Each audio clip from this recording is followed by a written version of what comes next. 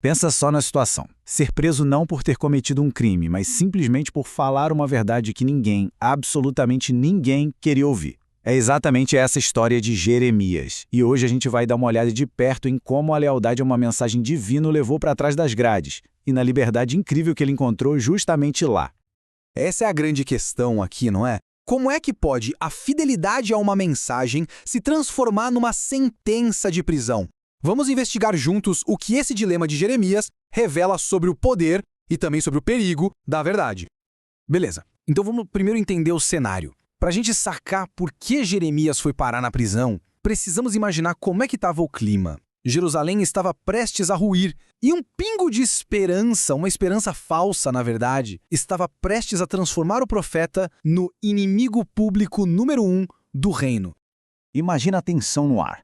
Do lado de fora dos muros estava o exército mais poderoso e temido da época, os babilônios. E do lado de dentro, um rei, Zedequias, completamente desesperado, e um povo apavorado, lidando com a fome e com a guerra. A destruição não parecia só uma possibilidade, não. Parecia uma certeza. E aí, de repente, acontece o que parecia um milagre. O exército do Egito se aproxima e os babilônios batem em retirada. A cidade inteira explode em festa. Mas é bem aí, no meio dessa euforia toda, que Jeremias chega com a mensagem de Deus. Olha só o contraste. De um lado, todo mundo comemorando "estamos salvos", e do outro, Jeremias com um balde de água fria. Não se iludam! Eles vão voltar para destruir tudo! Ele basicamente acabou com a festa de todo mundo, mas com uma verdade que era vital. E a ironia é tremenda, né? Porque essa pequena janela de alívio para Jerusalém acaba se tornando a armadilha perfeita para prender o profeta.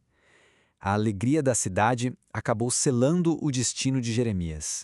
Com essa pausa no cerco, Jeremias pensa: bom, vou aproveitar para ir até minha cidade, Anatote, resolver umas coisas, uma coisa pessoal. Só que não deu nem tempo. Mal chegou no portão da cidade para sair e foi pego interceptado. A pequena chance de liberdade que ele tinha acabou ali mesmo.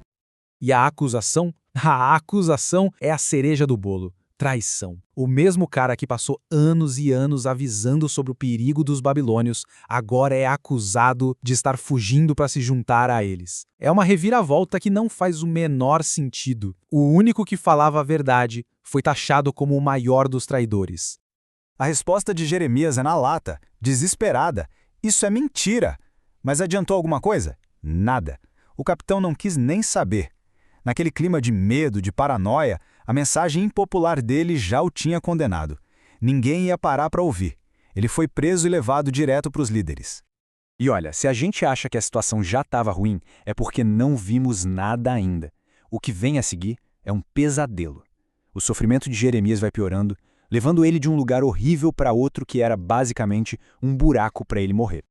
A primeira parada é na casa de um escrivão chamado Jonatas. Os príncipes, cheios de raiva, espancam Jeremias e o jogam lá. O lugar tinha virado uma prisão improvisada, um calabouço, a casa da cova. E ele ficou lá, nesse buraco, por muitos e muitos dias.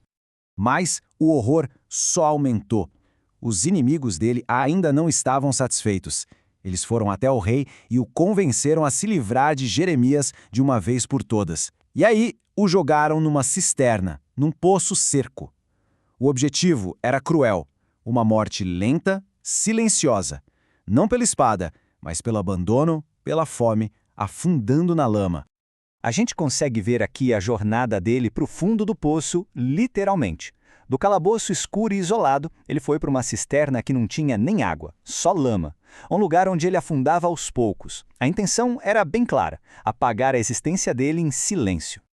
E quando parece que já era, que não tem mais esperança nenhuma, a ajuda aparece do lugar mais inesperado possível. Não vem de um nobre de Judá, não. Vem de Ebed-Meleque, um oficial estrangeiro, um etíope, que trabalha no palácio. Ele corajosamente vai até o rei e intercede por Jeremias. E consegue a permissão para resgatar o profeta daquele poço de lama. E é aqui que a gente chega no ponto central, no grande paradoxo de toda essa história. Porque veja bem, eles podiam acorrentar o profeta, mas de jeito nenhum podiam acorrentar a mensagem dele. Essa é a grande lição que a experiência de Jeremias deixa escancarada. Os príncipes podiam prender, podiam jogar na lama, podiam fazer o que quisessem com o corpo dele. Mas eles não tinham poder nenhum sobre a mensagem que ele carregava. A palavra de Deus continuava livre, seguindo seu curso, não importava a condição do profeta. Isso aqui é de arrepiar, porque é justamente enquanto ele está preso, isolado, no fundo do poço, que Jeremias recebe uma das promessas mais poderosas da parte de Deus. A prisão física não era uma barreira para a comunicação divina. Pelo contrário, virou palco para ela.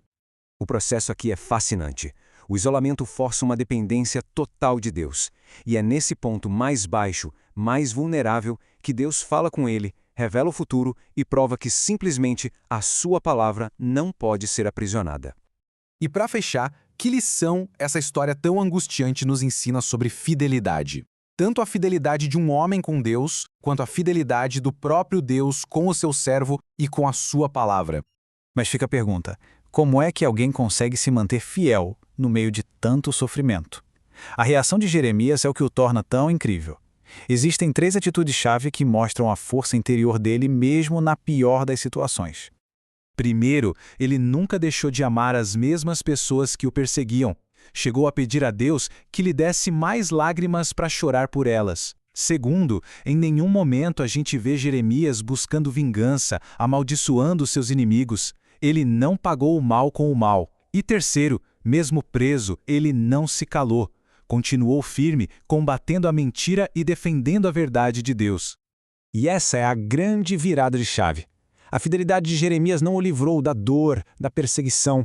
A prova da fé dele não foi ter uma vida sem problemas. Foi a capacidade de continuar firme no amor, na verdade e na sua missão, apesar de tudo. No final, a história de Jeremias acaba falando diretamente com a gente. Quando a vida aperta, nos momentos difíceis, será que a nossa fidelidade reflete aquilo que dizemos acreditar?